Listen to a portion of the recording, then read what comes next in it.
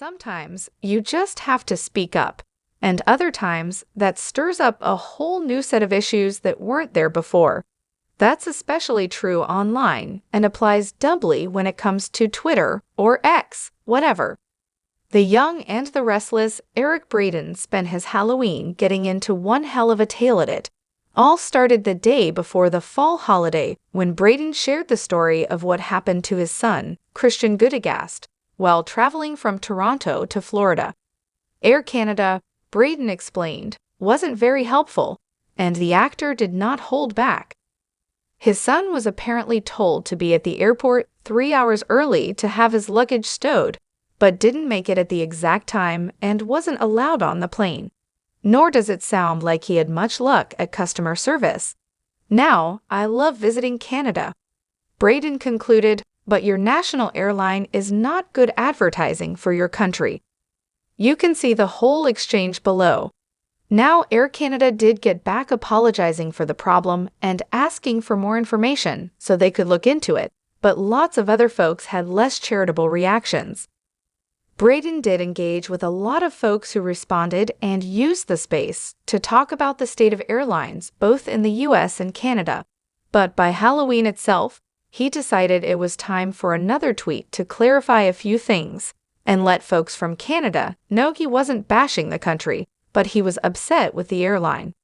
I love coming to your country, he wrote, have been all over Canada, been visiting for over 40 years, only encountered very friendly people. However, Air Canada is not what it could be. Haphazard service, etc. Having said that, it's a problem with a lot of privatized companies. They hire pencil sharpeners to cut, and cut again, to make their stockholders happy at the expense of customer service. He then compared the never-ending cuts to what's happened to the state of daytime in general. I see it in our industry as well. The guys who run these companies get a bonus every time they cut fat, not realizing they kill the goose that lays the golden egg. I see it happen all over the world, but that Halloween message just got even spookier, so the actor stepped in one final time, the following day, to tackle the accusations that he was taking advantage of his position as a celebrity, and make clear he was just someone who was fed up with a few things.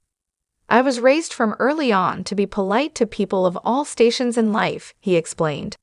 Have never taken advantage of being a somewhat familiar face, never. But you come at me with a snotty or rude attitude, I'll come after you, no matter who you are. His son, he said, was the same, because that's how Braeden and his wife raised him. But again, he continued, when he encounters rudeness, he'll respond. But he has a slower fuse than his father. It takes some really egregious behavior for him to react. If there's one thing that's for sure, it's that Braeden is a protective father, and if his son is upset, he's upset. No matter how old the kids get, parents always want to look after them.